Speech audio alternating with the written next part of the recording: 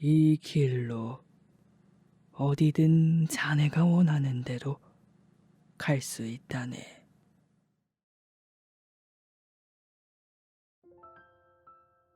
오늘 하루 어떠셨나요? 이리입니다. 안녕하세요. 세상에 악한 일은 아주 오래전부터 계속되어 왔어요.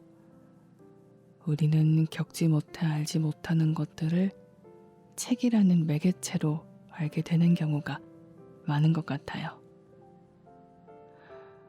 얼마 되지 않은 1996년까지도 있었던 막달레나 세탁소 사건. 오늘 읽어드릴 책은 이 시대 속의 이야기예요.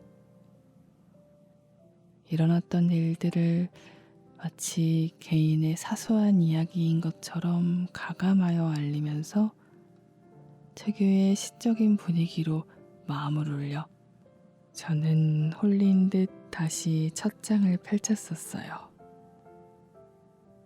옴기니의 글의 초반은 정말 충격적이었어요. 그러니 읽게 되신다면 전부 읽고 차례 마지막까지 살펴보시는 것을 적극 추천드립니다. 날이 정말 추워지고 있어요.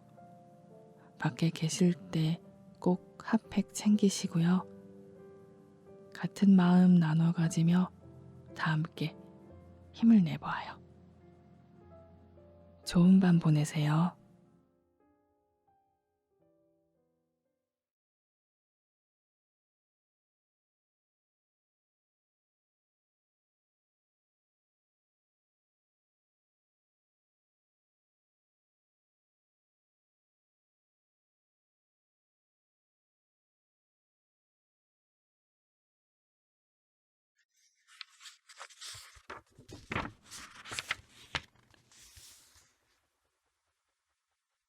그해 12월은 까마귀의 달이었다.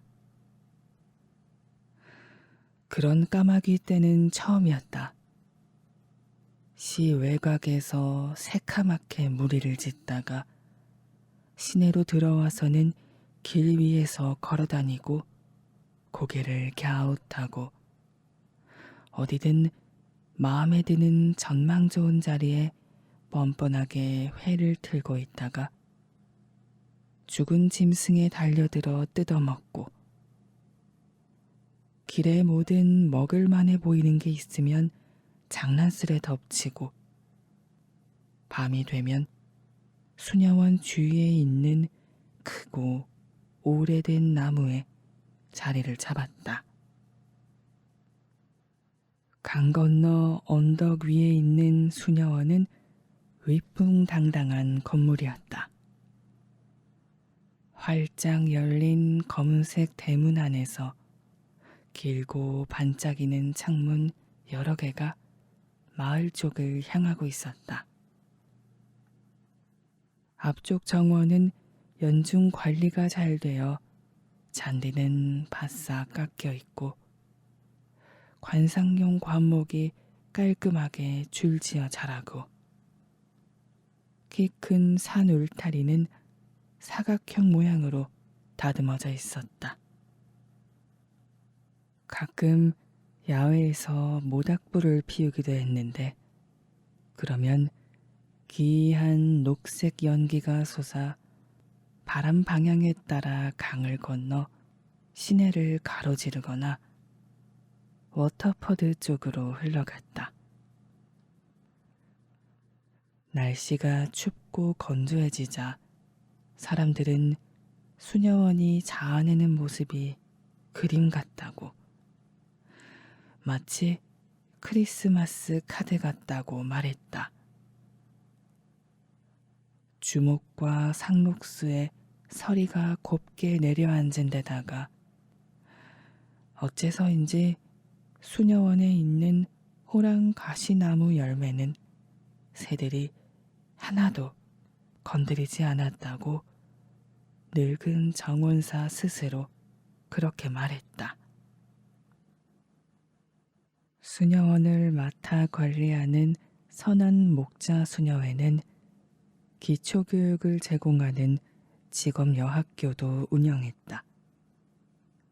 또 수녀원에서는 세탁소도 겸업했다. 직업학교에 대해서는 알려진 바가 거의 없었지만 세탁소는 평판이 좋았다. 레스토랑, 게스트하우스, 요양원, 병원, 사제들, 부유한 집에서는 전부 세탁물을 거기로 보냈다. 사람들이 말하길 침대보덤이든 손수건 몇 장이든 거기로 보내면 새 것처럼 깨끗해져서 돌아온다고 했다. 그곳에 관한 다른 이야기도 있었다. 어떤 사람은 직업학교에 있는 여자들은 알려진 것처럼 학생이 아니라 타락한 여자들이어서 교화를 받는 중이라고. 새벽부터 한밤중까지 더러운 세탁물에서 얼룩을 씻어내면서 속죄하는 거라고 하기도 했다. 동네 간호사가 말하길 호출을 받아 수녀원에 가서 15살 아이를 치료한 적이 있는데 빨래통 앞에 서서 너무 오래 일한 탓에 정맥류가 생겼더라고 했다. 어떤 사람들은 뼈 빠지게 일하는 쪽은 수녀님들이라고. 그들이 아란 패턴 스웨터를 뜨고 구슬을 꿰어 묵주를 만들어 수출한다고. 정말 마음 좋은 분들이지만 눈에 문제가 생겨 고생이라고. 수녀님들은 말을 하지 못하고 기도만 할 수 있게 되어 있고 한나절 동안 빵과 버터 외에는 아무것도 안 먹다가 일을 마친 다음에야 따뜻한 저녁 식사를 할 수 있다고 했다. 다른 사람들은 그곳이 그냥 모자 보호소라고. 가난한 집에 결혼 안 한 여자가 아기를 낳으면 가족이 미혼모를 그곳에 보내 숨기고 사생아로 태어난 아기는 부유한 미국인에게 입양시키거나 오스트레일리아로 보내고 그렇게 외국으로 보내는 과정에서 수녀들이 상당한 돈을 챙긴다고. 그게 수녀원에서 하는 사업이라고 말했다. 하지만 사람들은 별 이야기를 다 하고 그중 절반은 믿을 수 없는 이야기니까. 동네에는 할 일 없는 사람도 많고 온갖 뒷소문도 넘쳐났다. 펄롱은 그런 말은 전혀 믿고 싶지 않았지만 어느 날 저녁 약속한 시간보다 훨씬 이르게 수녀원에 배달을 갔는데 현관에 아무도 없어서 박공벽 쪽에 있는 석탄광을 지나 묵직한 문에 빗장을 열고 문을 밀었더니 열매가 주렁주렁 달린 예쁜 과수원이 나왔다. 빨간색과 노란색 사과며 배가 열려 있었다. 점박이 배를 한 개 슬쩍 할까 하고 발을 내디뎠는데 풀밭에 발을 들여놓는 순간 사나운 거위떼가 몰려왔다. 펄롱이 물러서자 거위떼는 발끝으로 서서 날개를 퍼덕이며 의기양양하게 목을 쭉 뻗고는 펄롱을 향해 씩씩거렸다. 펄롱은 다시 나와 불이 켜진 작은 경당으로 갔는데 그 안에서 젊은 여자와 어린 여자아이들 19명이 바닥에 엎드려서 구식 라벤더 광택제 통을 놓고 걸레로 둥근 모양을 그리며 죽어라고 바닥을 문지르고 있었다. 여자들은 펄롱을 보자 불에 대기라도 한 듯 놀랐다. 그저 카멜 수녀가 어디 있는지 물어보러 왔을 뿐인데. 그들 중에 신발을 신은 사람은 아무도 없었고 검은 양말에 끔찍한 회색 원피스를 입고 있었다. 한 아이는 눈에 흉측한 다래끼가 났고 또 다른 아이는 머리카락이 누군가 눈먼 사람이 커다란 가위로 벤 것처럼 엉망으로 깎여 있었다. 그 아이가 펄롱에게 다가왔다. 아저씨, 우리 좀 도와주시겠어요? 펄롱은 자기도 모르게 한 걸음 뒤로 물러섰다. 강까지만 데려가 주세요. 그거면 돼요. 정말 진지한 말투였고 더블린 억양이었다. 강에? 아니면 대문 밖으로만이라도 나가게 해주세요. 내 마음대로 할 수 있는 일이 아니야. 어디가 되었든 나는 데려갈 수 없어. 펄롱은 손을 들어 텅 빈 손바닥을 내보이며 말했다. 그럼 아저씨 집으로 데려가 주세요. 일하다 죽을 때까지 일할게요. 집에 딸 5하고 아내가 있는데 저한테는 아무도 없어요. 그냥 물에 빠져 죽고 싶어요. 우리한테 시발 그것도 못 해줘요? 갑자기 아이는 바닥에 엎드려 윤을 내기 시작했다. 펄롱이 돌아보니 수녀가 고해소 쪽에 서 있었다. 수녀님, 펄롱이 말했다. 무슨 일이시죠? 카멜 수녀님을 찾고 있었습니다. 세인트 마거릿 학교에 가셨어요. 용건이 있으면 저한테 말씀하시죠. 장작하고 석탄을 싣고 왔습니다. 펄롱이 누군지 알아차리자 바로 수녀의 태도가 바뀌었다. 정원에 들어가서 거위들을 놀라게 한 게 당신인가요? 펄롱은 이상하게 야단을 맞은 기분이 되어 여자아이의 일은 머리에서 지우고 수녀를 따라 앞마당으로 나갔다. 수녀는 명세표를 살펴보고 트럭에 실린 짐이 주문과 일치하는지 확인했다.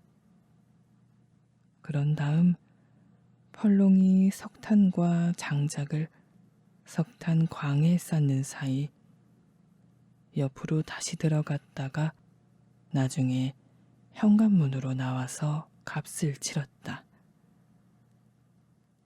수녀가 지폐를 세는 동안 펄롱은 수녀를 찬찬히 보았고 너무 오래 제멋대로 살아온 고집센 조랑말을 떠올렸다.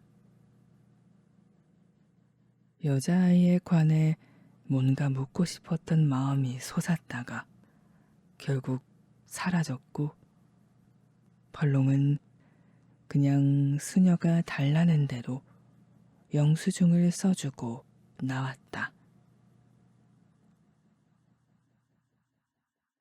펄롱은 트럭에 올라타자마자 문을 닫고 잡고 달리기 시작했다.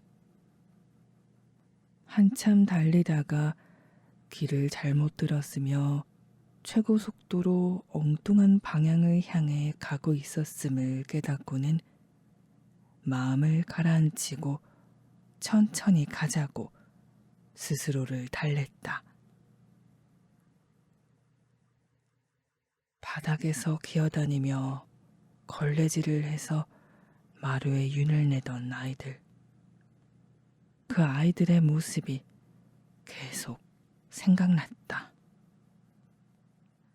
또 수녀를 따라 경당에서 나올 때 과수원에서 현관으로 이어지는 문이 안쪽에서 자물쇠로 잠겨 있었다는 사실. 수녀원과 그 옆 세인트 마거릿 학교 사이에 있는 높은 담벼락 꼭대기에 깨진 유리 조각이 쭉 박혀 있었다는 사실도 놀라웠다. 또 수녀가 석탄 대금을 치르러 잠깐 나오면서도 현관문을 열쇠로 잠그던 것도. 안개가 여기저기에 기운 기다란 천 모양으로 내려앉았다. 구불구불한 도로에 차를 돌릴 만한 공간이 없어서 펄롱은 우회전을 해서 샛길로 들어갔다. 그 길로 가다가 또 우회전했더니 길이 더 좁아졌다.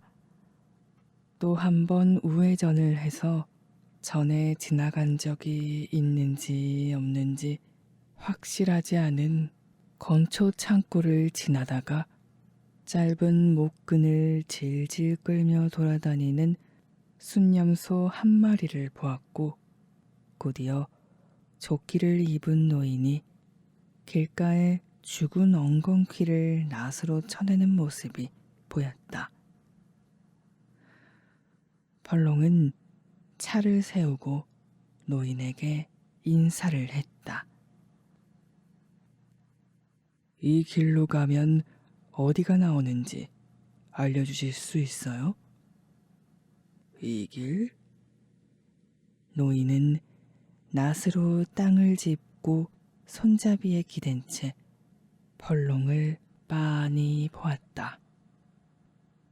이 길로 어디든 자네가 원하는 대로 갈 수 있다네.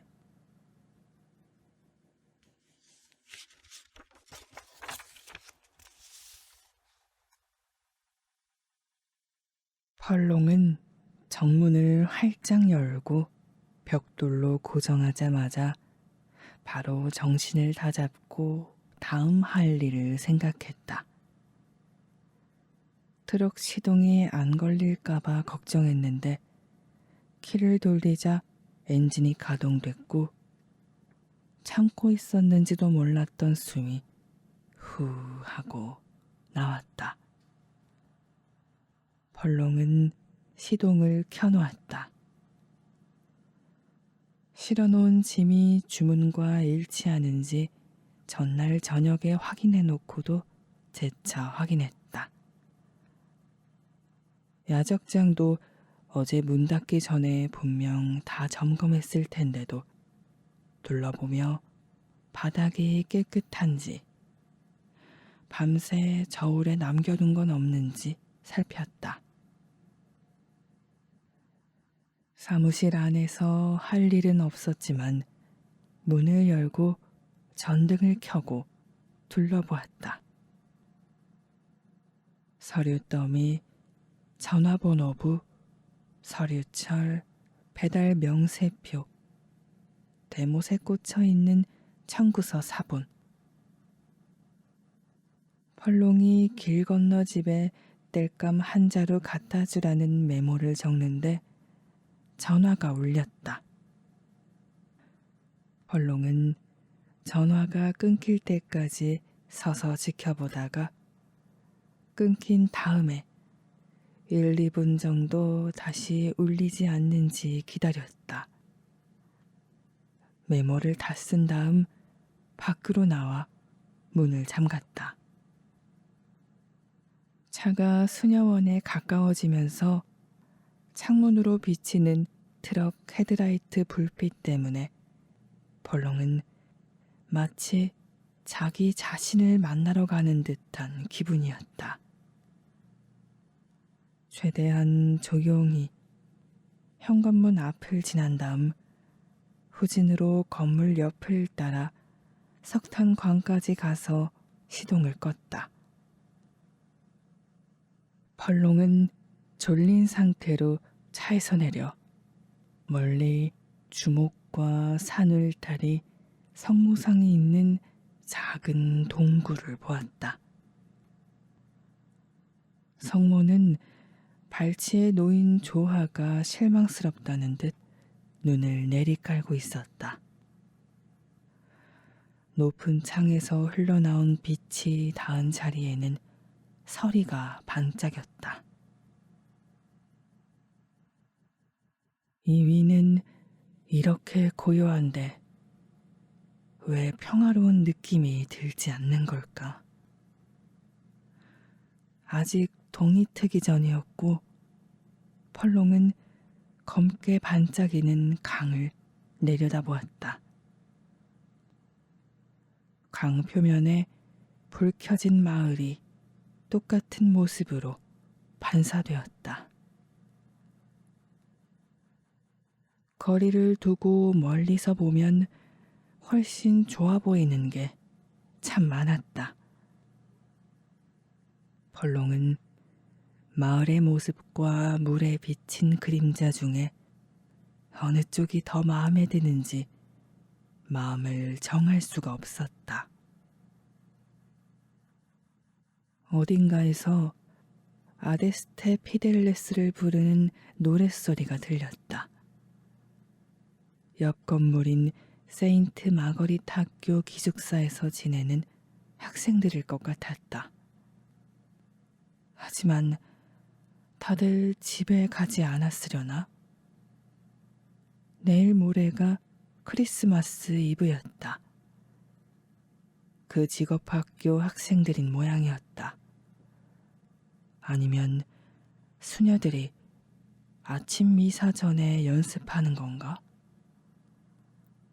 펄롱은 잠시 서서 노래를 들으며 마을을 내려다보았다. 굴뚝에서 연기가 솟았고 하늘에서는 작은 별이 점점 가물가물해지고 있었다.